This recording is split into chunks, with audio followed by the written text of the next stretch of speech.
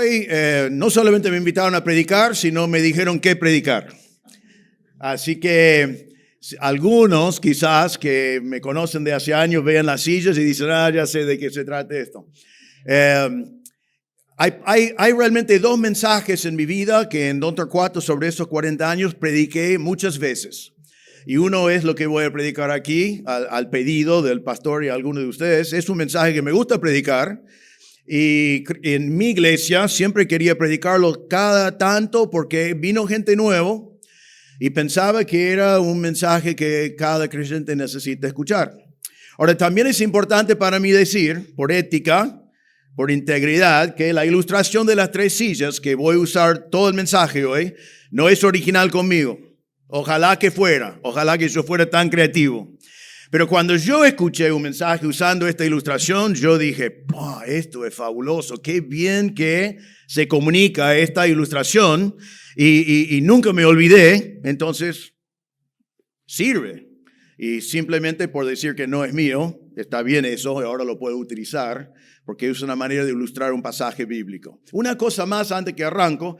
Voy a estar sentándome, moviéndome, voy a estar todo por acá. Entonces, imprimí todos los versículos de la Biblia, porque no quiero estar con 3 cosas en la mano. Pero cuando estoy leyendo la Biblia en una hoja, así, es la Biblia todavía, ¿sí?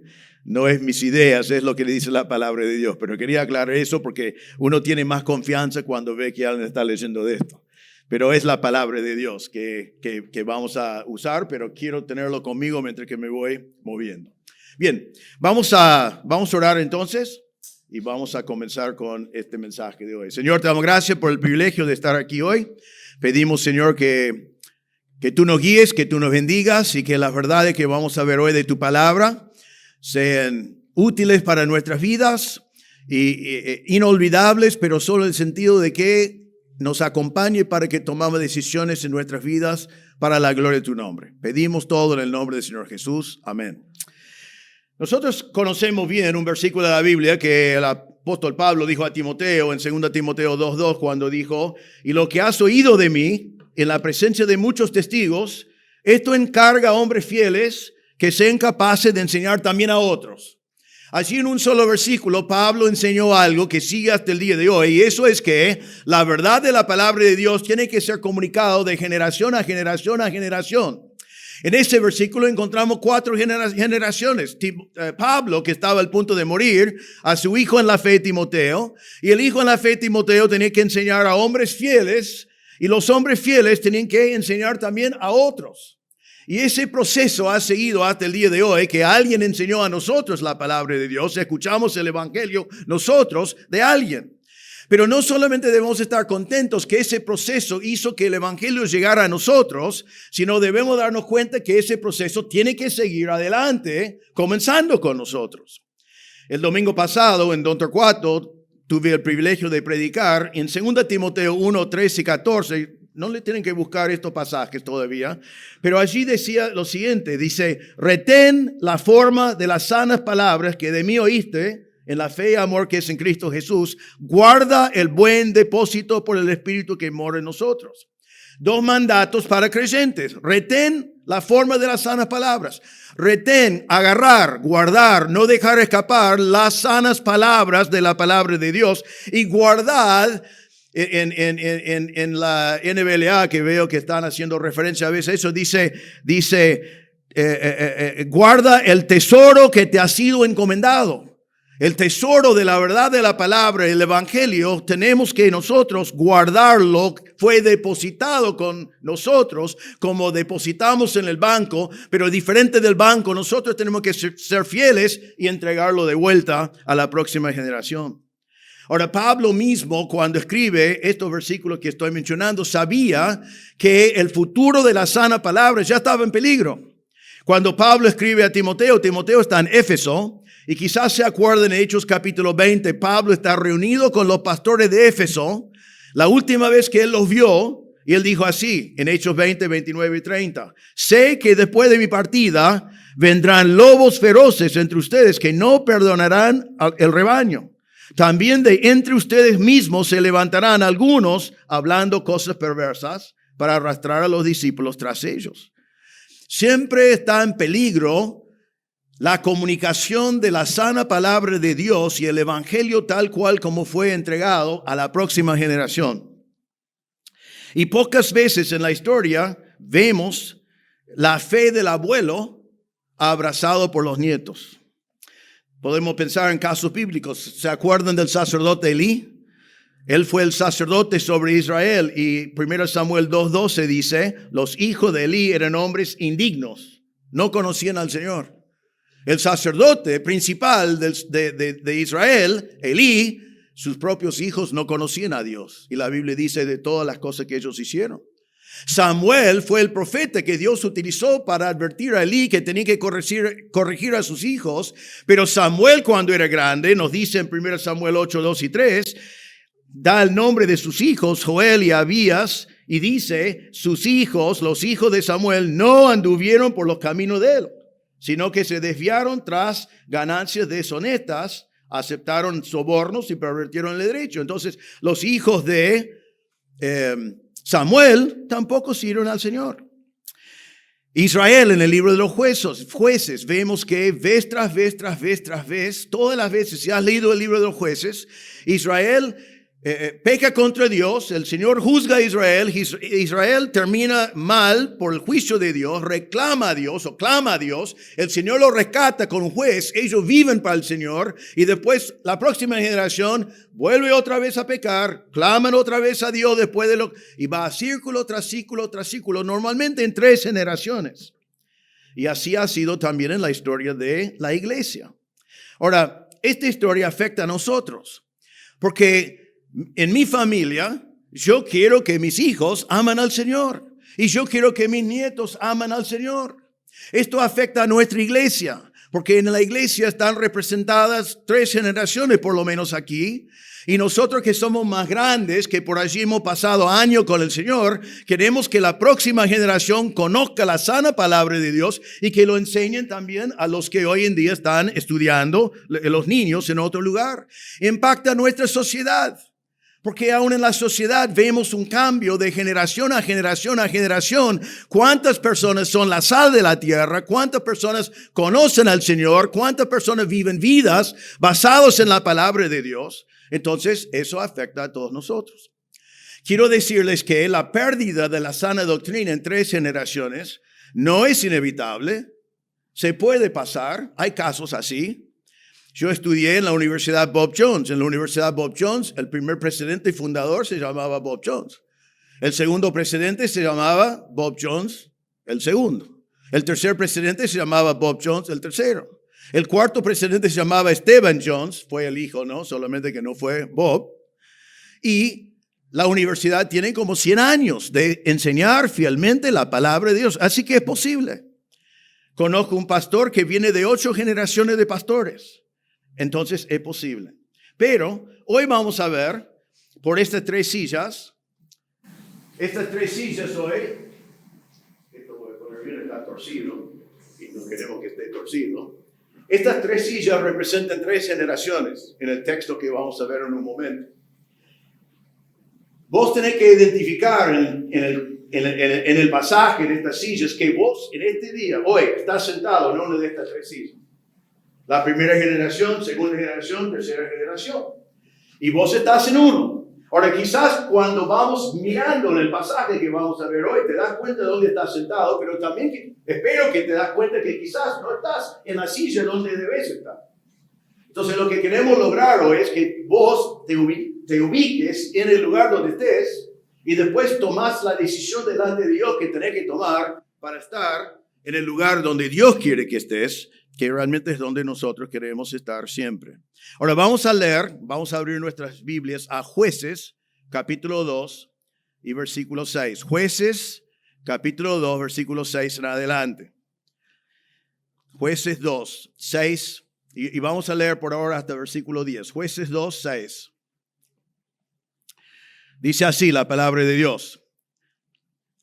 Después de que Josué despidió al pueblo, los hijos de Israel fueron cada uno a su heredad para tomar posesión de la tierra. Y el pueblo sirvió al Señor todos los días de Josué. y todos los días de los ancianos que sobrevivieron a Josué, los cuales habían sido testigos de la gran obra que el Señor había hecho por Israel.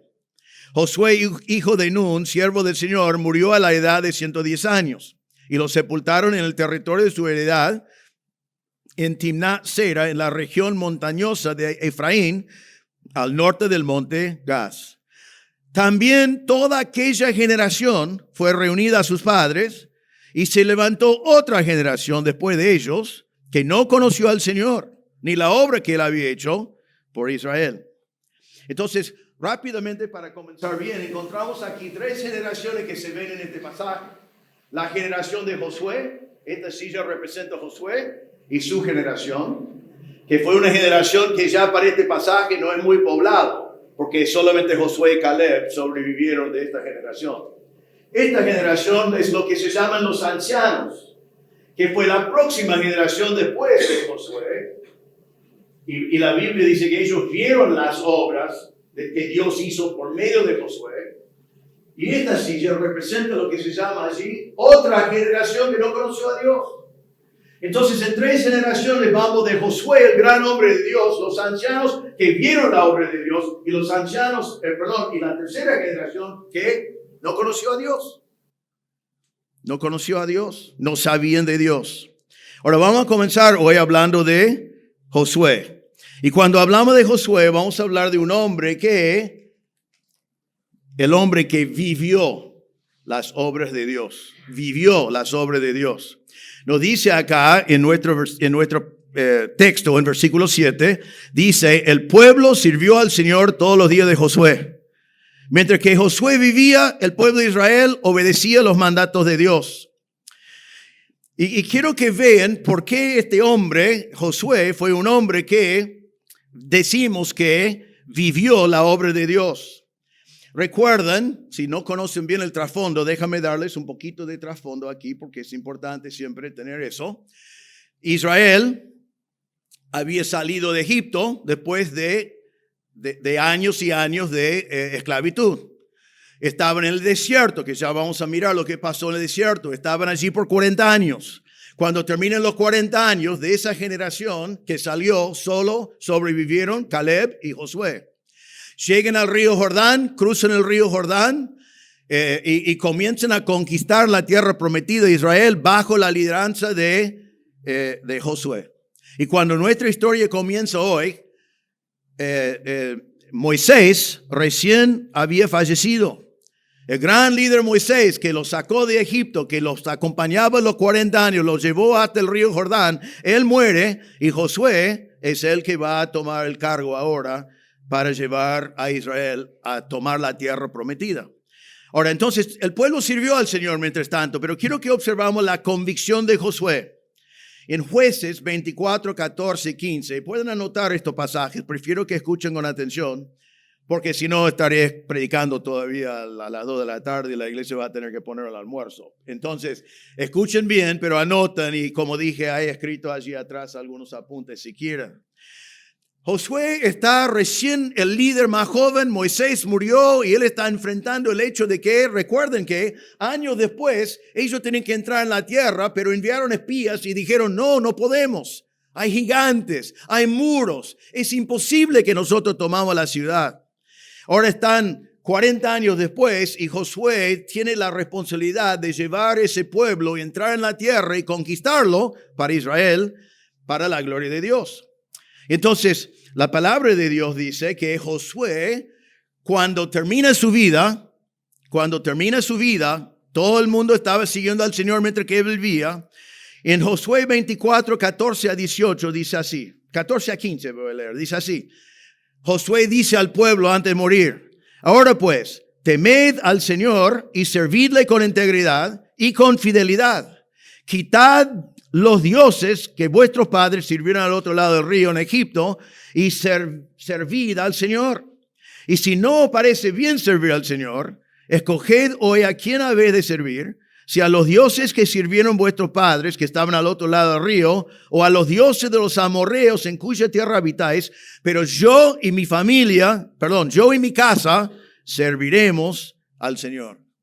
Entonces Josué al final de su vida, ya que conquistaron la tierra, ya que el Señor lo utilizó, ya que está terminando su vida, dice al pueblo, yo ya voy a morir. Ustedes temen a Jehová, servidle al Señor con integridad, con sencillez de propósito, sabiendo a quién están sirviendo. Servidle con fidelidad, con verdad. Quitad cualquier otro dios pagano que hay entre vosotros. Hay un solo Dios. Y él dice, yo y mi casa serviremos a Jehová. Dice también en Josué 23:14, que Josué dijo también, estamos en el mismo tiempo, terminando su vida. Él dice, he aquí, hoy me voy por el camino de toda la tierra, que es morir. Y vosotros sabéis con todo vuestro corazón y con toda vuestra alma, que ninguna de las buenas palabras que el Señor vuestro Dios habló acerca de vosotros ha faltado. Todas os han sido cumplidas. Ninguna de ellas ha faltado. Qué lindo ver a este hombre de Dios que está terminando su vida y dice al pueblo, ves que cada promesa de Dios se cumplió. Todo lo que Dios dijo que iba a pasar, pasó. Yo no sé cómo piensan ustedes, pero esto fue un hombre que probó la palabra de Dios. Él creyó la palabra de Dios, obedeció la palabra de Dios, vivió la palabra de Dios, pero por fe, porque fue futuro, pero ahora ya llegó a su futuro y mira para atrás y dice, el Señor ha sido fiel. Él puede dar testimonio. Qué hermoso, ¿no? Espero que vos cuando terminás tu vida querés dar un testimonio así. Amén. ¿No querés cuando terminás tu vida decir, mire que yo confío en el Señor, viví para el Señor, confiaba en sus promesas y Él cumplió? Y ahora puedo dar testimonio que el Señor es fiel, Él, nada de lo que me prometió faltó, todo estaba bien. Eso es lo que está haciendo Josué acá. Pero nosotros tenemos que entender que solo podemos decir al final de nuestras vidas, el Señor ha cumplido todas sus promesas. Si solo podemos hacer eso al final de la vida, si decidimos muy joven en la vida vivir de acuerdo con sus promesas.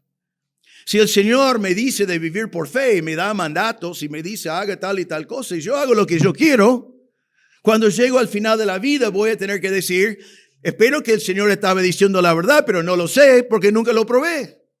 Porque yo no obedecí al Señor, entonces no sé si sus promesas deben haberse cumplido. Entonces es hermoso decir lo que decía Josué cuando estaba terminando su vida, pero no comienza allí. Y si pensás que comienza allí, tenés que darte cuenta que la única manera que vas a poder decir eso al final de tu vida es tomar las decisiones correctas ahora cuando eres más joven. Ahora vamos a volver a la vida más joven de Josué. Moisés murió, están otra vez fuera de la tierra prometida. Tienen que cruzar el río Jordán y está Jericó, una ciudad tremenda con muros tremendos que ellos tenían que vencer. Y ahora mirando en el principio del ministerio, podemos decir, de Josué, la palabra de Dios dice así. El Señor habló con Josué cuando era joven, era más joven, cuando comenzó el proceso de conquistar la tierra. Dice así, Josué 1:6-9.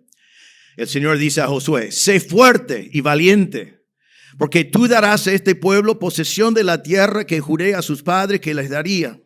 Solamente sé fuerte y muy valiente. Cuídate de cumplir todo lo que la ley que Jesús, mi siervo, te mandó. No te desvíes de ella, ni a la derecha ni a la izquierda, para que tengas éxito donde quiera que vayas. Este libro de la ley no se apartará de tu boca, sino que meditarás en él día y noche para que cuide de hacer todo lo que en él está escrito, porque entonces harás prosperar tu camino y tendrás éxito. ¿No te lo he ordenado yo? Sé fuerte y valiente, ni temas ni te acobardes, porque el Señor tu Dios estará contigo donde quiera que vayas. Ahora, este hombre Josué, entonces, siendo un hombre, no es un pibe, pero ya está comenzando su ministerio, digamos, de conquistar la tierra. Y nos dice acá que el Señor dice, sed fuerte y valiente, confiad en mí, obedeced mi palabra y yo voy a hacer que prosperes. Tiene las promesas de Dios, que Dios le va a prosperar. Tiene el desafío a Dios de confiar que Dios va a cumplir con su palabra. Y vemos entonces Josué con su compromiso y su fe Y Josué decide, estando en esta silla, él dice, yo voy a confiar en Dios. Yo voy a obedecer a Dios. No sé cómo va a ser, no va a ser fácil, pero mi Dios es grande y yo voy a confiar en Él. Ahora debemos pensar aquí, porque a veces es fácil para nosotros leer de estos miles de años después y decir, oh, lógico, obvio que Josué tenía que tomar esas decisiones, pero tenemos que ponernos en el lugar de Josué en este momento, que estaba con un pueblo que había sido rebelde por años. Adentro había muros grandes y gigantes. Ellos no estaban preparados humanamente para tomar la tierra. Y Dios les dice, sé valiente, confía en mí, yo te voy a prosperar. Ahora, ¿cuáles son algunas de las obras que Josué vivió? Déjame hacerles volver 40 años antes, cuando Israel sale de Egipto y habían caminado un poco por el desierto. Originalmente no iban a caminar por 40 años, iban a caminar allí, que fue un camino no tan largo, pero cuando llegó el momento de entrar, enviaron espías para ver cómo fue la tierra.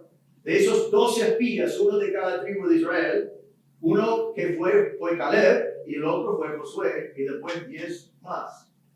Nos dice en Números capítulo 14, versículo 6, que ellos vieron la tierra, y dice, Josué, hijo de Nun, y Caleb, hijo de Jefone, que eran de los que habían reconocido la tierra, rasgaron sus vestidos, y hablaron a toda la congregación de los hijos de Israel, diciendo, la tierra por la que pasamos para reconocerla es una tierra buena en gran manera.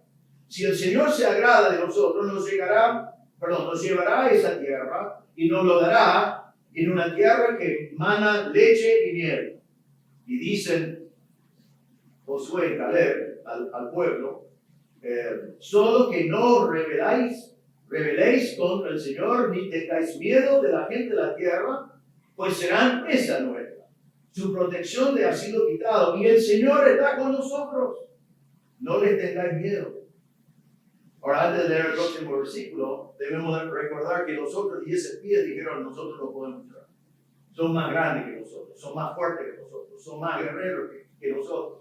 Ellos lo vieron humanamente y dijeron que es imposible, pero Josué y Caleb lo vieron desde el punto de vista de Dios, con el poder de Dios, y dijeron, vamos. El próximo versículo dice, después de que ellos dijeron, entramos, el Señor está con nosotros, dice, pero toda la congregación dijo que los apedrearan. Entonces la gloria del Señor apareció en la tienda del Señor que intervino allí, y ellos caminaron por 40 años hasta que toda esa generación que rechazó a Dios muriera. Pero miren una cosa, ellos casi perdieron sus vidas por decir, vamos a entrar a la tierra como Dios lo prometió.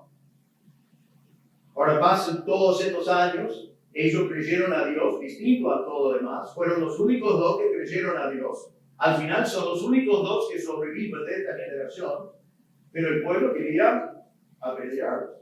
Pero lo que ellos hicieron agradaba a Dios. Lo dice también en Números, ahora capítulo 32, versículo 11 en adelante, dice, ninguno de estos hombres que salieron de Egipto de 20 años arriba verá la tierra, dice Dios. Los que no me siguieron no van a ver la tierra. Pero dice, sino Caleb y Josué, pues ellos sí han seguido fielmente al Señor. Entonces el Señor identifica dos personas que fueron fieles al Señor, y esos son los que iban a tener el privilegio de ver la tierra prometida. Ahora, ¿cuáles son algunas de las obras que Josué vivió sentado en esta silla? Primero, ellos están acampados donde llegaron con Moisés y tienen que ir a Jericó. Pero para ir a Jericó tienen que cruzar el río Jordán. Entonces, Josué dijo, ¿dónde están los ingenieros que tenemos en el ejército? Tenemos que identificar algunos puentes. ¿Sí? ¿Dijo eso? No tenían ese grupo de ingenieros para hacer puentes. No había puentes, no había forma de cruzar el río. Entonces, imagínate que sos el nuevo líder joven, más joven que Moisés, y Moisés fue probablemente el mejor líder de la historia del mundo. Y ahora tenés toda la gente confiando en ti, mirando en ti, y vos decís, sígueme. No te voy a defraudar. No, eso no. Sino dijo, sígueme, que Dios no lo va a defraudar. Pero ¿a dónde lo tiene que seguir? Al río. Ahora imagínate que vos sos el líder y hay 2 millones de personas siguiéndote en un río y vos no tenés botes, vos no tenés puentes, vos no tenés nada. ¿Por qué vas al río entonces? ¿Sabes por qué fue al río? Porque el Señor le dijo de ir al río. Él no sabía bien lo que iba a pasar. Pero lo dice así en Josué capítulo 3. Cuando los llevaban el arca, entraron en el Jordán y los pies de los sacerdotes que llevaban el arca se mojaron en la orilla del agua. Las aguas que venían de arriba se detuvieron y se elevaron en un montón a una gran distancia en Adán, la ciudad que está al lado de Zaretón, etc. Y los sacerdotes que llevaban el arca del pacto del Señor estuvieron en tierra seca, en medio del Jordán, mientras que todo Israel cruzaba sobre tierra seca, hasta que todo el pueblo acabó de pasar el Jordán. Ahora imagínate, ponete en el lugar de Josué. Estás encargado de 2 millones de personas, el Señor dice, llevados al río. No estaría diciendo, pero Señor, no tenemos botes, no tenemos puente. Mire, Señor, yo voy a ir primero, antes de llevar a toda la gente, porque ¿qué van a pensar ellos si vamos al río y digo, vamos a nadar? ¿O qué vamos a hacer? Pero él fue un hombre de fe. Él estaba sentado en esta silla. Dios le dijo ir al Jordán, él fue al Jordán. Él sabía que si Dios le mandaba al Jordán, que Dios iba a hacerlo. Él no sabía cómo iba a ser. Pero él fue un hombre que vivía por fe. Si hubiera vivido por vista, primero hubiera dicho, no, primero sin botes, primero puentes, primero cualquier cosa. No, él vivió por fe. Ahora después, ellos cruzan el río. ¿Y ahora qué tienen por delante? Tienen a Jericó. No voy a leer el pasaje, creo que conocen la historia. He conocido a Jericó. Hoy en día podés ir y a veces no podés entrar porque es problemático en Israel, pero he estado en lo que es las ruinas de esta gran ciudad de Jericó y todavía se puede ver los muros inmensos que había en Jericó. Ellos no tenían forma de romper esos muros, ellos no tienen cañones, ellos no tenían bombas, ellos no tienen forma. Entonces otra vez vamos a pensar en Josué. Josué por allí junta a sus generales y dice, tengo un plan. ¿Qué es el plan? Vamos a marchar alrededor de la ciudad. Y después atacamos. No, volvemos acá. Es buen plan, ¿no? ¿Te gustaría ser un líder militar y tener ese plan? Primer día vamos a pegar una vuelta y ahora Josué, ¿qué hacemos? Volvemos acá. ¿Qué vamos a hacer esto? Hasta que corrimos. ¿Qué estás pensando? Y todos los días. Y la gente le sigue. Y al final dice, el séptimo día dice, ya tengo un mejor plan. Ah, bueno, por fin, vamos a atacar. No, vamos a pegar 7 vueltas. ¿No? O sea, por su fe iba a quedar ridículo, ¿no? Porque no es un plan militar. No es un plan que tiene sentido humano. Humanamente es un plan sin sentido. Pero nosotros sabemos lo que pasó, ¿no? Ellos pegaron la vuelta 7 veces, gritaron, tocaron las trompetas y ¿qué pasó? Los muros cayeron. Dios trajo abajo los muros. Y después todos decimos, qué gran plan que fue eso de Josué. ¿Sabe que en Israel hoy en día a veces los militares israelíes siguen algunas de las cosas bíblicas, como el ataque de Ahí, por ejemplo, que vino después, lo siguen para ver la mejor manera de hacer operaciones militares? Pero nadie nunca copió de esto. Nunca dicen hoy en día, vamos a ir y pegar 7 vueltas por la ciudad a ver lo que va a pasar. Pero ¿por qué Josué estaba dispuesto a proponer eso y llevar a toda la gente a hacer eso? Porque el Señor le dijo, humanamente no tenía ningún sentido, pero delante de Dios sí. Después podemos leer de toda la conquista. Solo debo dar un resumen. En Josué 5 dice, sucedió que cuando Josué estaba cerca de Jericó, levantó los ojos y miró, y aquí un hombre estaba frente a él con una espada de desenvainada en la mano, y Josué fue hacia él y le dijo, ¿eres de los nuestros o de nuestros enemigos? Y él respondió, no, más bien yo vengo ahora como capitán del ejército del Señor. Y Josué se postró en tierra y le hizo reverencia. Y dice, Jericó estaba muy bien cerrado a causa de los hijos de Israel, nadie salía ni entraba. Y el Señor dijo a Josué, mire, he entregado de tu mano a Jericó y a su rey con sus valientes guerreros. No, fue la obra del Señor.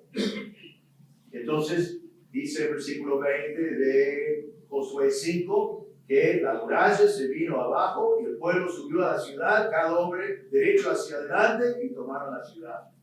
Después conquistaron el resto de la tierra prometida en Josué 11. Dice, salieron ellos y todos los ejércitos con ellos, tanta gente como la arena que está a la orilla del mar. Y dice así que todos estos reyes, muchos se juntaron para pelear contra Jericó, contra Israel. Y dice, todos estos reyes, habiendo acordado unirse, vinieron y acamparon juntos cerca de las aguas de Verón para pelear contra Israel. Entonces dijo el Señor a Israel, no temas a causa de ellos. Ellos ya fueron más, mejor armados, mejor preparados, mejores guerreros, defendiendo su tierra. Así que tienen toda la razón de ganar la batalla.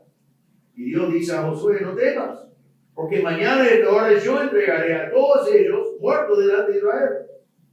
Y dice, el Señor los entregó en mano de Israel, los derrotaron y los persiguieron hasta Sidón.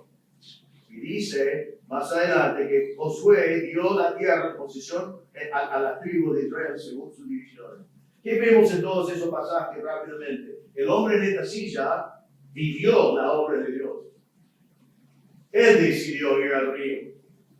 Él decidió ir a Jericó y obedecer al Señor. Él decidió enfrentar esos ejércitos grandes. Y en cada uno de esos momentos, humanamente, no tenía sentido. Pero delante de Dios sí. Ahora el resto del pueblo no, ellos le siguieron nomás. Pero él fue el hombre de fe que lideraba el pueblo. Y que por causa de su lideranza, ellos fueron bendecidos con la conquista de la tierra prometida de Israel. Características de Josué que vivía en este asiento, él probó a Dios. Dios le dijo algo y dijo, no tiene sentido humanamente, pero es Dios. Así que yo voy a hacerlo. Él probó a Dios y encontró que Dios es fiel. Él fue probado por Dios y Dios vio que Josué fue fiel. Y esta silla está marcada por un hombre de fe, que no vive por la vista, sino vive por fe. Un hombre de convicción, un hombre de compromiso, un hombre que está dispuesto a hacer sacrificios, un hombre de obediencia. Dios era real para este hombre. Ahora, antes de seguir a la próxima silla, te pregunto a vos esta mañana, ¿vos estás sentado aquí? Cuando entendés de la palabra de Dios que tenés que hacer algo que es incómodo, lo haces. Cuando entendés de Dios que tenés que hacer algo que humanamente no tiene sentido, vivís por fe. Eres un hombre o una mujer que ha probado a Dios por fe. Eres obediente en momentos de prueba y dificultad. Podés dar testimonio de que Dios es fiel a pesar de que estás haciendo lo que Dios quiere, que va en contra de la corriente, aún en el mundo cristiano. Y padre, esta mañana, tus hijos se están mirando. ¿Sabe qué? Si vos no sabes en qué silla estás, tus hijos saben. Tus hijos te dan cuenta que vos estás sentado acá, que eres un hombre de fe, que confías en el Señor en todas las cosas. ¿Dónde estás sentado? Josué estaba sentado aquí. Ahora, hay una segunda silla que encontramos en este pasaje. Nuestro texto dice que había otro grupo. En versículo 7 dice, y el pueblo sirvió al Señor todos los días de Josué y todos los días de los ancianos que sobrevivieron a Josué, los cuales habían sido testigos de la gran obra que el Señor había hecho por Israel. Creo que la Reina Valera dice que habían visto la gran obra. Ahora, mire la diferencia. Josué lo vivió y lideraba y vivía su fe. Esta próxima generación simplemente vieron, fueron testigos. Podemos decir que ellos fueron espectadores. Fueron espectadores. Era una generación más joven. Ellos ya apenas se acordaban de Egipto. Se acordaban de Moisés, pero ahora estaban bajo la lideranza de Josué. Ellos no participaron por la fe propia. Ellos no tomaron las decisiones de actuar por fe. Simplemente vieron que Dios había puesto a Josué y ellos lo siguieron. Fue bueno que lo siguieron. Pero ellos vivieron en la sombra de la fe de Josué. Ellos vieron, escucharon, fueron testigos, pero fueron en gran manera espectadores. Ahora, mire lo que pasa a esta generación, porque esto también es típico. Es verdad hoy. Ha sido verdad en toda la historia. Nos dice, otra vez en el texto, Josué 2, versículo 6, dice, después que Josué despidió al pueblo, los hijos de Israel fueron cada uno a su heredad para tomar posesión de la tierra. ¿Qué ha cambiado? Josué, sentado en esta silla, era un guerrero. Él tenía que liderar la conquista de la tierra prometida. Conquistaron la tierra prometida por el poder de Dios y Dios ejercitó ese poder bajo la lideranza de este hombre que está sentado en la primera silla. Pero ahora, para esta generación, ¿qué dice allí en versículo 6? Se van a su herencia.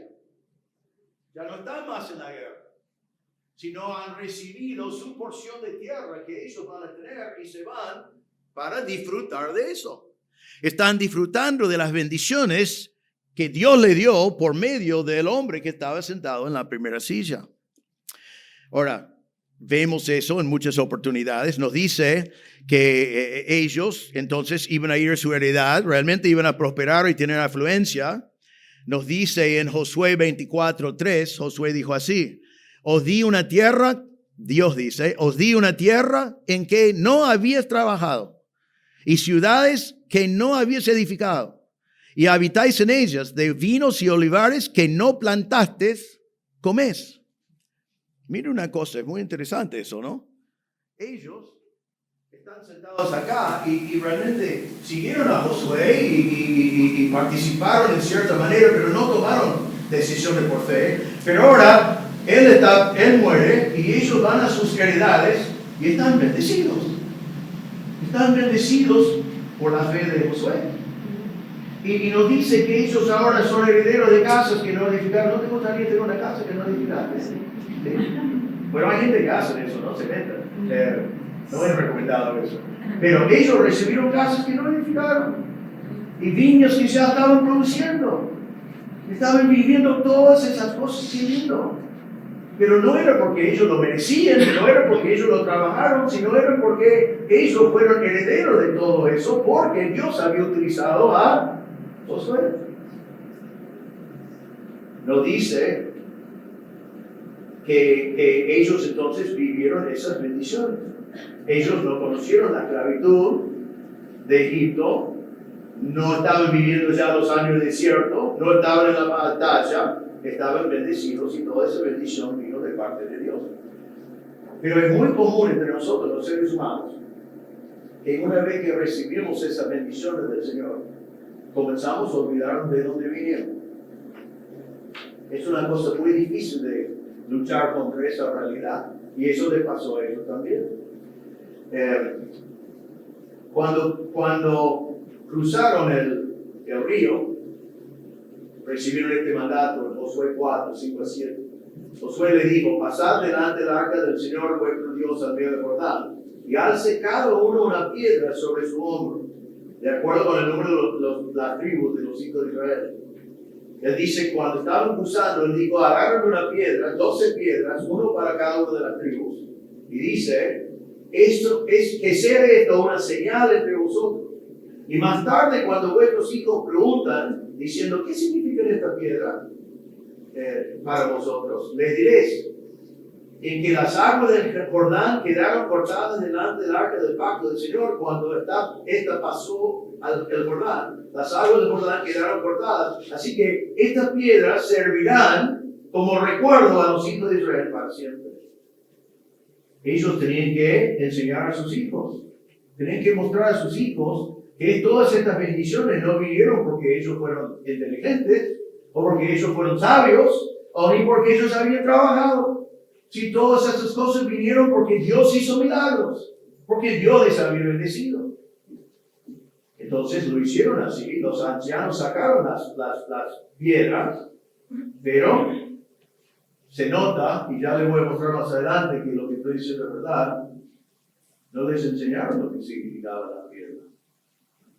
No les importaba las piedras esas. Si ya están con viñas, si están con casas, si están con cosas hermosas, ¿quién tiene tiempo para enseñar a sus hijos qué significan algunas cosas que están por allí? Nos dice Josué 23:7 otra vez, esta prosperidad que estaban viviendo, dice, dice Dios, a fin de que no os juntéis con estas naciones, las que queden entre vosotros, no mencionéis el nombre de sus dioses, no hagáis a nadie jurar por ellos, ni los sirváis ni os inclinéis ante ellos, sino que el Señor vuestro Dios os alegraréis, como lo habéis hecho hasta ahora, porque el Señor ha expulsado a las naciones grandes y poderosas delante de vosotros. Fue el Señor. En cuanto a vosotros, nadie os ha podido hacer frente hasta hoy. Un solo hombre de vosotros hace huir a 1000, porque el Señor vuestro Dios es quien pelea por vosotros, tal como Él os ha prometido. Tened sumo cuidado por vuestra vida de amar al Señor vuestro Dios. Así el Señor está diciendo a ellos, nunca se olviden de cómo conquistaron la tierra. No fue por su poder, no fue por su sabiduría, ni la sabiduría de Josué, fue el poder de Dios. Uno ganaba 1000. Y dice que nunca se olviden de eso, y después dice, amad a Jehová, a su Dios, amadlo. Pero esta segunda generación no lo hizo. Estaban cómodos. Ya no había más batallas. Estaban bien con todo lo que habían recibido. Quizás decir, ¿cómo sabes eso? Ya le voy a decir, pero por ahora simplemente voy a decirlo. ¿Sabes que quizás vos estás hoy y estás en esta silla? Venís a la iglesia, tus padres te llevaron a la iglesia. Quizás como mis padres, tus padres te obligaron a ir a la iglesia. Yo fui muy fiel a la iglesia, todo mi niñez, mi juventud, mi adolescencia, ¿saben qué? Porque si no, no había un por qué no. La única manera de no era huir de mi casa y no volver nunca más. Yo iba a ir a la iglesia. Eso no significaba que yo amaba al Señor, simplemente significaba que mis padres me llevaban a la iglesia. Pero yo aprendí las formas, me enseñaron cómo sentarme, cómo callarme, cómo portarme, cómo vivir. Y no estoy diciendo que no es bueno que los padres lleven a los hijos a la iglesia, es importantísimo, pero no es suficiente. Entonces quizás vos estás sentado en esta silla, tus padres te llevaron a la iglesia, tus padres pusieron límites para no dejarte meterse en algunas cosas horribles, tus padres te protegieron de algo de las consecuencias del pecado que hay todo alrededor, y quizás vos has vivido toda tu vida en la sombra de la fe de tus padres. Ellos han tenido la fe, vos has vivido de acuerdo con los mandamientos que ellos te dieron. Si es así, si tus padres fueron fieles al Señor y eran como Josué, eso fue mi caso, y vos estás sentado en la segunda silla, también probablemente estás viviendo prosperidad, por lo menos relativo. Ya no estás en la batalla, estás viviendo bendiciones. ¿No qué bendiciones? Yo voy a hablar de mis padres. Viví la bendición de que ellos, por ejemplo, no se separaron, no se divorciaron, no era un caos en la casa, sino vivir en un lugar estable, lindo. Eso fue un beneficio de su fe en el Señor. Eso fue un gran beneficio para mí. Ellos no perdieron dinero en vicios, no tomaron alcohol, no fumaron, no tomaron droga, no hicieron nada de esas cosas. Entonces tuvimos más dinero en casa, aunque ellos eran obreros, ninguno de los dos había terminado el secundario, pero trabajaron y amaban al Señor y no malgastaron su dinero en cosas que vienen con el pecado. Y yo recibí bendición de parte de eso. Ellos no tenían la oportunidad de estudiar, pero ellos aseguraron que ellos sí tuvieron la oportunidad de estudiar. Y ellos sacrificaron para hacer que eso fuera posible. Y yo recibí todas esas bendiciones no porque lo merecía, no porque yo hice algo, sino porque yo estaba viviendo la bendición de su fidelidad al Señor. Pero si estás sentado en esta silla, el peligro es que seas un espectador, que realmente no es tu fe, sino la fe de ellos. Quizás para vos no es real, no lo sentís adentro, no es una pasión. Nunca has probado a Dios. Simplemente vivís de las grandes bendiciones que recibiste de la próxima generación. Si estamos hablando de tus padres o la primera generación que edificó esta iglesia. Ahora, déjame decirles algo. Si estás sentado en esta silla como estos ancianos y estás viviendo la prosperidad que el Señor trae y tenés todo el vocabulario, todo el formato, toda la parte externa, aprendiste a portarse como corresponde, y todos te aplaudirían. Quiero decirte una cosa, esa vida es una vida cristiana aburrida, sin sentido, vacío, porque estás cumpliendo por afuera. Es simplemente algo exterior.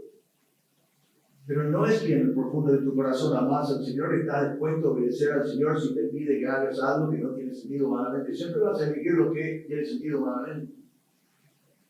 Y no es una linda manera de vivir la vida cristiana. Y produce indiferencia. Entonces, escuchas de las obras, quizás depende de tu edad, decís a tus hijos, mire la fe del abuelo.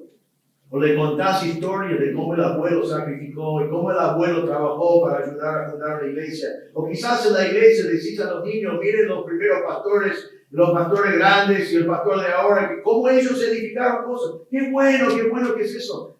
Y los admiran, pero vos no podés decir a tu hijo o a la próxima generación, mire mí, y yo estoy viviendo también por esa misma fe. Porque no es tu experiencia. Terminamos siendo terminamos el legalismo conformándose por afuera, pero sin la misma convicción que tenía esta generación. Entonces, como adulto, por allí ya formas tres. Por afuera, todo bien. Estás respetado, quizás eres considerado el columna de la iglesia, quizás eres un diácono. No quiero recriminar a los diáconos, pero es posible ser un diácono y estar en esta silla. Conozco muchos diáconos que están en esta silla. Sin batallas propias, pero viviendo la bendición. Pero ¿saben qué? Esa bendición que vivimos de los padres, estamos en esta silla sin nuestra fe propia, esa bendición se transforma en materialismo. Y la forma que ellos nos enseñaron y nos dijeron cómo portarnos en la iglesia y cómo hablar el vocabulario termina siendo hipocresía. Porque actuamos por afuera de una manera que nadie sospecha, pero por ahora no tenemos la misma fe de los que estaban en esta silla. Ahora, si estás sentado en esta silla, que la verdad es que en una iglesia, cualquier iglesia donde yo pueda predicar este mensaje, creo que la mayoría de los hermanos están en esta silla. No significa que vos estás, pero eso es así. Vos podés engañar a todo el mundo, porque tu exterior y tu forma es perfecto, impecable. Ahora, obviamente no vas a engañar a Dios, pero también muy importante por lo que estamos hablando hoy, no vas a engañar a tus hijos. Tus hijos van a saber. Van a saber que vos en la iglesia se ve en cierta manera y hablas ciertas palabras, pero cuando hay una crisis, no haces por fe lo que Dios quiere que hagas, sino haces por fe en ti mismo lo que vos crees que podés manejar. Y es trágico eso, y ya vamos a ver en un momento por qué es trágico eso. Tus hijos no van a ser engañados, van a ver. Podemos pensar en otros ejemplos en la Biblia. Mire que David fue el gran hombre de Dios, Salomón le siguió, pero Salomón ya aún al final de su propia vida, porque él no vivió la guerra de David, él vivió paz, gloria, honra, pero ya para el fin de su vida comenzó a demostrar que estaba alejándose de Dios. ¿Y qué fue el resultado de eso? La próxima generación del reino fue dividido. Entonces, papá que está presente, o hombre de la iglesia que está sentado en esta silla, temed a Dios, probad a Dios. No vivís por tus comodidades. Esto tiene que afectar, si vas a ir de esta silla a esta silla, que podés hacer hoy, va a ser porque probás a Dios. Tu comodidad se pone en juego, tu tiempo y tus prioridades cambian. Tu vida está ya puesto delante del Señor. Quizás tenés 20, 30, 40, 50 años, el Señor te llama al ministerio y vos acá decís, ¿qué? El Señor me va a llamar al ministerio, pero tengo un trabajo, tengo una familia, tengo responsabilidades, tengo cosas. No. Pero si estás aquí y el Señor te dice, te llama al ministerio, vos decís, no tiene sentido humanamente, pero yo voy a responder al llamado de Dios. Tus hijos van a saber. Pero si vos querés ir de esta silla a esta silla, tenés que tomar decisiones así. Josué 24:15 otra vez dice, Josué, acordate que Josué dijo, si no os parece bien servir al Señor, escoged hoy a quién habéis de servir, si a los dioses que sirvieron vuestros padres, que estaban al otro lado del río, a los dioses de los amorreos en cuya tierra habitáis, pero yo y mi casa serviremos al Señor. Sus hijos ven un hombre en tu casa, una mujer, que dice, yo y mi casa serviremos al Señor. No importa lo que piensa el mundo, no importa lo que piensa el mundo eclesiástico, no importa lo que piensen nuestros familiares, solo me importa lo que piensa Dios. Significa poner a Dios en primer lugar, aún antes de la familia. Significa liderar a tu familia, traer a tu familia, vivir tu fe delante de tu familia. Eso sí estás aquí. Ahora, hay una tercera generación.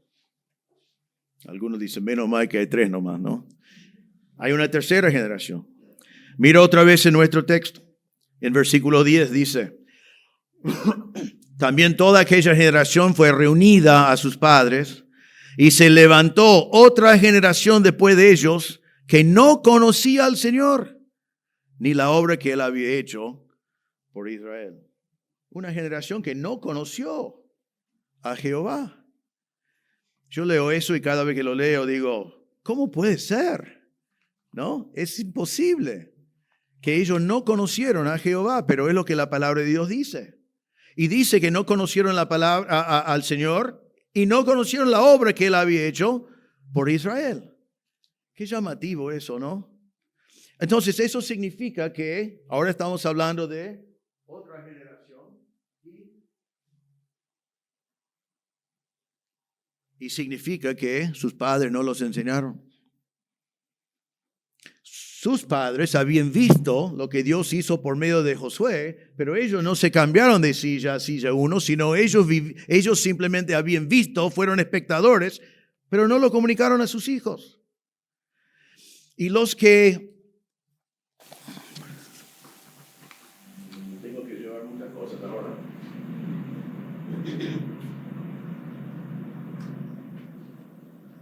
Los que están sentados aquí están mirando mamá y papá. O si es la iglesia, esta generación está mirando a los que están en esta silla. Y parecen ser respetables y tienen toda la forma externa, pero ellos se dan cuenta de que todo lo que es externo, pero realmente su corazón no es como el corazón de Jesús.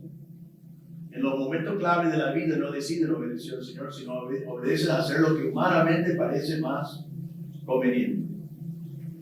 ¿Y saben lo que piensan los hijos? Ellos piensan en eso, en sus padres o en la generación antes y dicen, eso es hipocresía.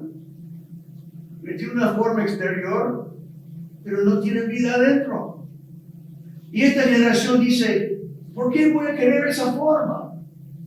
Ellos no disfrutan del pecado del mundo, ellos no disfrutan de un montón de cosas. ¿Y para qué? Si realmente es simplemente externo, pero por adentro no tiene la fe que tenía Josué. Y esta generación mira eso y dice, yo no quiero eso. Y ellos lo rechazan. Y nosotros decimos esto, esta generación rechazó la fe de sus padres. No, ellos no rechazaron la fe de sus padres. Rechazaron la hipocresía de sus padres. Muy fuertes, pero es así.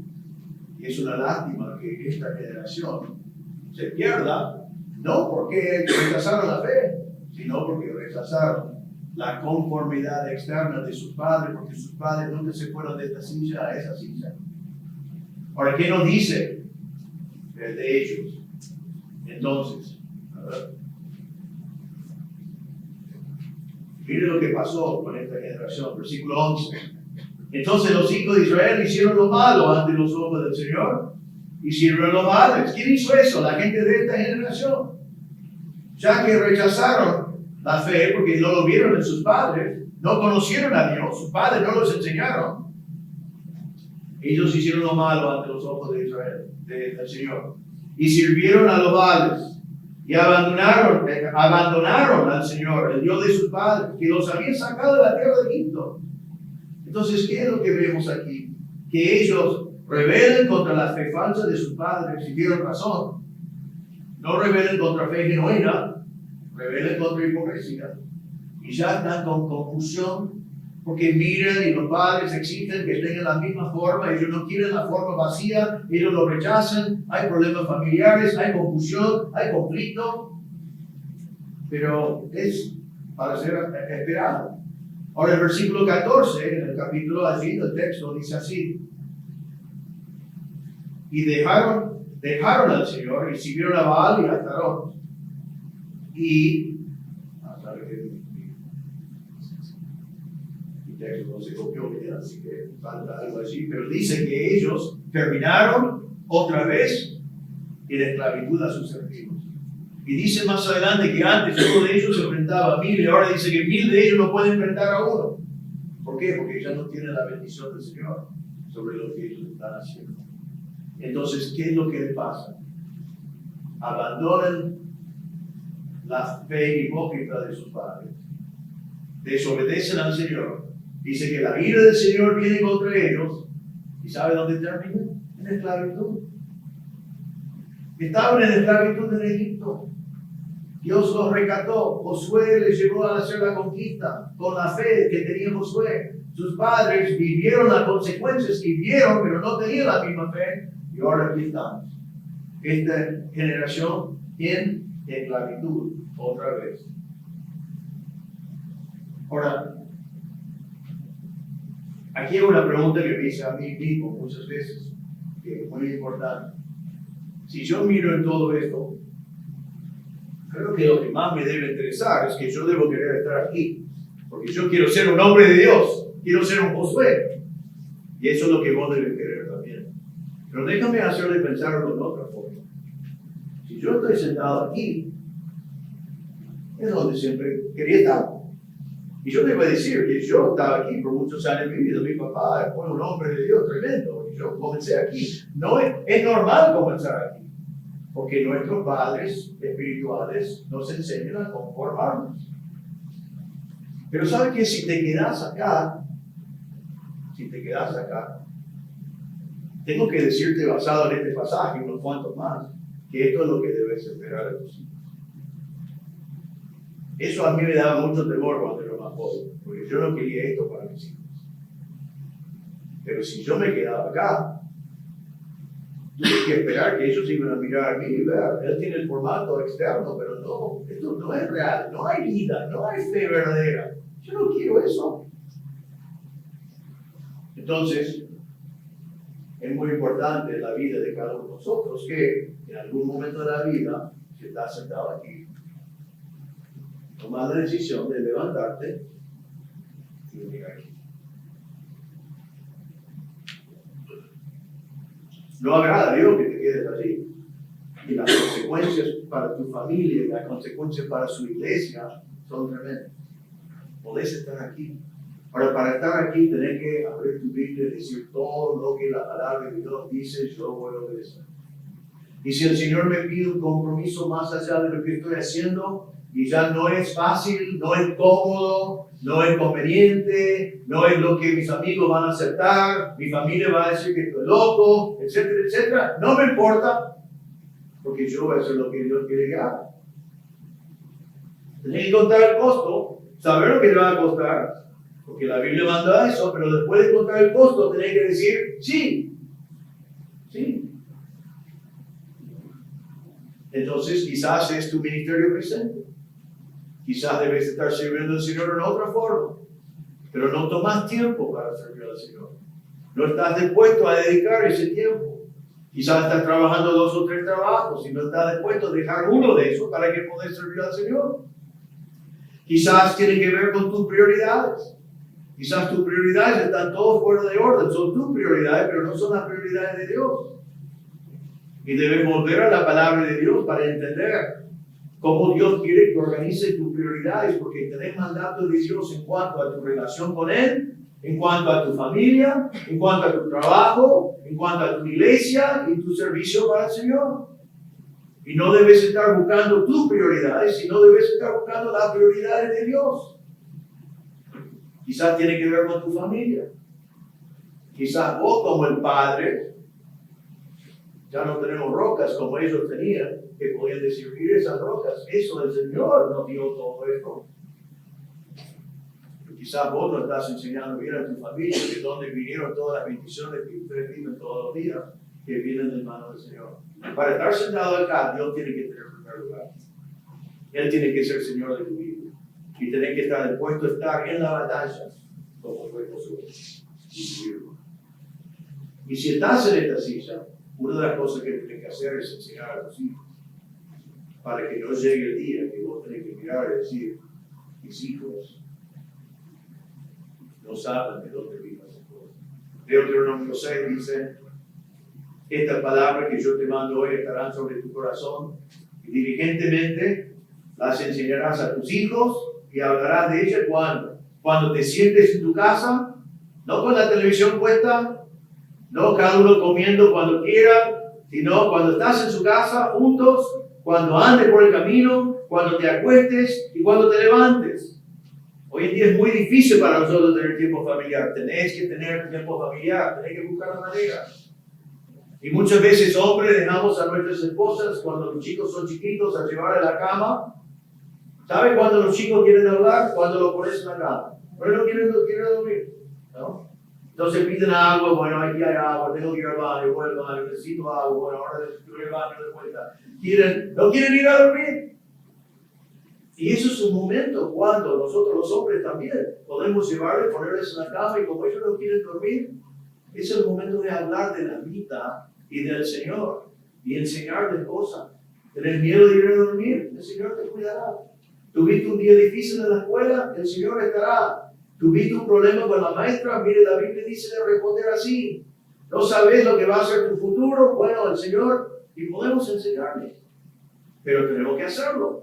Hoy en día, como los chicos crecen y ya se fueron y estamos todavía tratando de organizar cuándo podemos sentarnos alguna vez a hablar. Y hablamos en el camino. Estás en el auto y alguien te corta. ¿Qué aprende tu hijo? ¿Sí? O cómo responder con gracia, cómo responder como Dios quiere que respondas. Yo me acuerdo una vez en el auto, como ha pasado a cualquiera de nosotros que maneja un auto, vinimos en una motocicleta que había chocado y había un fallecido. ¿No? Mi hijo era hijo y miraba y dijo, ¿eso? ¿Qué es eso? ¿Qué significa eso? ¿Qué le pasó? Una oportunidad para hablarle del Señor y de la vida, de la brevedad de la vida, de la vida eterna. Siempre hay oportunidades y eso es otro mensaje. Pero la palabra de Dios dice que debemos enseñarlo. Y dice en el versículo 20 de Deuteronomio, cuando en el futuro tu hijo te pregunta diciendo qué significan los testimonios y los estatutos y los decretos que el Señor nuestro Dios ha mandado, tenemos que estar listos para responder a esa pregunta. Efesios 6:4 dice, y vosotros, padres, no provoquéis a ira a vuestros hijos, sino creadlos en la disciplina e instrucción del Señor. Entonces, si estás sentado en silla 2 en esta mañana, quiero que lo veas como lo que es asqueroso, no es donde debes estar. Tenés que comenzar allí, si te creaste en una iglesia, pero si terminas allí es una tragedia.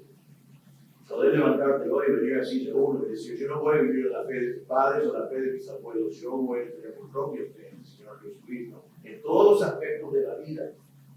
Vivir una vida donde el Señor es real, donde Él pide grandes cosas de ti, está dispuesto a obedecer y ver las grandes cosas que Él puede hacer.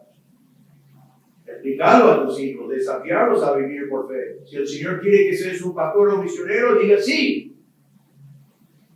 Si hay un ministerio donde debes estar trabajando, diga al pastor, yo quiero trabajar allí.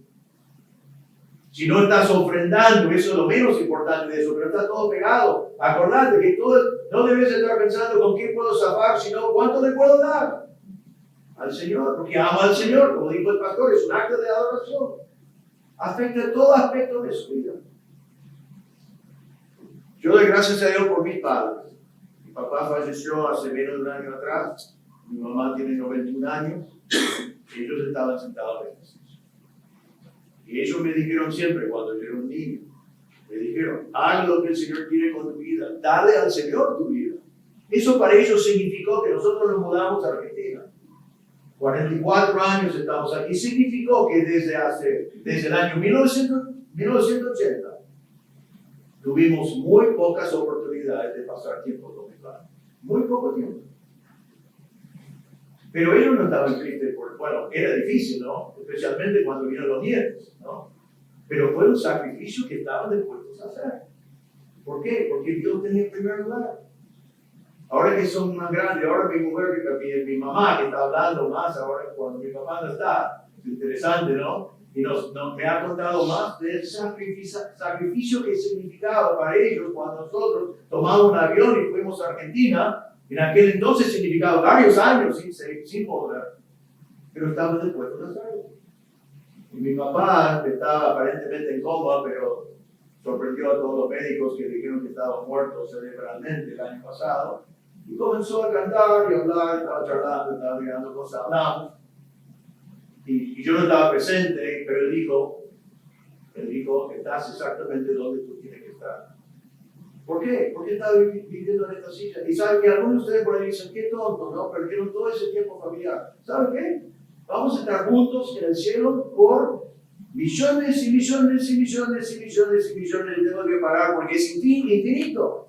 ¿Y saben una cosa? No vamos a estar nunca en el cielo diciendo, qué lástima esos 40 años que tuvimos. ¿Te das cuenta? ¿Alguien cree que vamos a estar lamentando eso? Pero yo doy gracias a Dios por padres así. Y mis suegros fueron iguales. Y nos dieron su bendición y nos animaron a servir al Señor. Y nosotros, yo les voy a decir que creo que cuando llegamos a Argentina estábamos todavía en esta silla. Pero venir, o quizás comenzando el proceso, pero al dejar el país, ir a otro país y hacer te obliga a decir, no, la fe de mi padre no me va a alcanzar. Yo voy a confiar en el Señor y dejar que Él obra por medio de mí. Entonces, si estás aquí, te animo a vivir aquí. Esta es una vida cristiana tibia y sin sal, sin sabor. Así. Esto es una vida cristiana llena de emoción. Porque está probando a Dios y obedeciéndole cuando no sabe lo que va a hacer. Y después, el Señor obra y está como, ¡buah! No dudaba que iba a obrar, pero nunca pensaba que podía, o sea, que lo haría así. Es una vida maravillosa. Ahora quiero terminar hablando con los que pueden estar en esta silla. Si estás en esta silla es porque no conoces a Cristo como Salvador.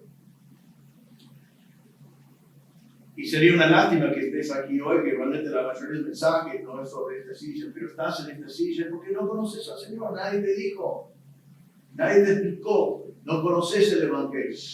Y simplemente quiero decirte que no tenés que terminar hoy en esta silla. Necesitas arrepentirte de tu pecado, que eres pecador. La paga del pecado es la muerte eterna, es el juicio de Dios eterno en el infierno, porque Dios es justo, el justo del pecado.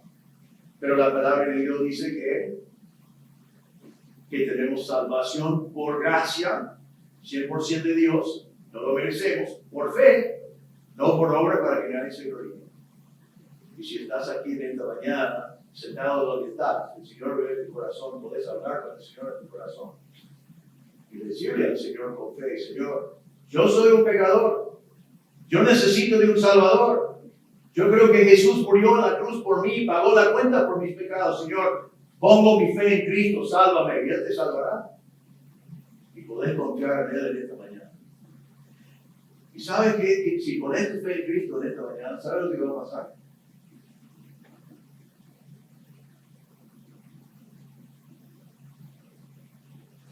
Vos vas a venir acá. Vos no parás allá.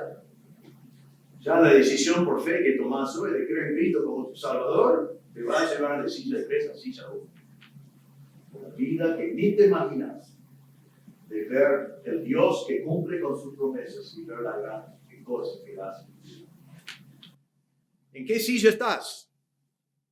¿En qué silla estabas cuando viniste? Pero la pregunta más importante es, ¿en qué silla vas a estar cuando te vas de aquí? Mi oración sería que no terminamos el día con nadie sentado en silla 2. Mi oración sería que si viniste en 2 o si viniste en 3, que termines el día en silla número 1. Esta iglesia necesita un Josué. Tu familia necesita un Josué. Argentina necesita unos Josué. Vos podés ser Josué. Oremos. Señor, te damos gracias que nos has contado esta historia en tu palabra, esta historia verídica que es algo que ocurrió. Vemos la tragedia de la tercera generación y las consecuencias horribles que ellos vivieron. Vemos la tragedia de la segunda, que vieron tantas cosas que tú hiciste, sin embargo, fueron espectadores. Nunca pasaron a ser como Josué, nunca vivieron por su propia fe, sino simplemente vivieron con las consecuencias y en la sombra de la fe de Josué. Pero te damos gracias, Señor, por Josué, un hombre que aunque nada tenía sentido humanamente, él fue obediente a ti. Él no vivió por vista, sino vivió por fe. Él no vivió con la herencia, disfrutando de los beneficios, sino él vivió en la batalla, sirviéndote a ti para la gloria de tu nombre. Y Señor, pido que en esta mañana todos nosotros tomamos la decisión de ser un Josué. Que pasamos a silla 1 a vivir por fe, a hacer lo que tú quieres que hagamos, no importa el costo. Pedimos que eso sea claro a cada uno de nosotros presentes hoy. Y pido, Señor, si hay alguien presente hoy que vino en silla 3, que en esta misma mañana puede estar hablando contigo en este momento, confesando que es pecador y que no puede salvar a sí mismo, que necesita de Cristo y que en este mismo momento pondría su fe en el Señor Jesucristo y la obra que Él hizo en la cruz, muriendo por sus pecados. Pedimos, Señor, que tu Espíritu Santo obre en nuestros corazones en esta mañana. En el nombre del Señor Jesús. Amén.